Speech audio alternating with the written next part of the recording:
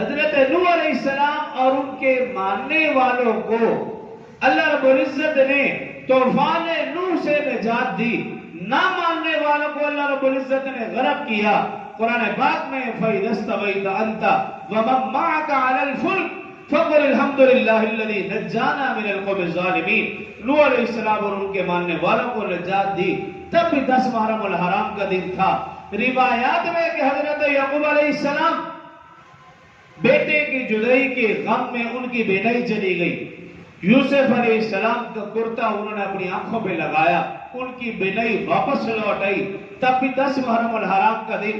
حضرت یوسف علیہ السلام جیل میں رہے، قرآن پاک میں وَقَدْ أَحْسَنَ بِي إِذْ أَخْرَجَنِي مِنَ السِّجْنِ، اللہ رب العزت نے یوسف علیہ السلام کو جیل سے نجات دی، آزادی نصیب فرمائی، تب بھی 10 محرم الحرام کا دن تھا۔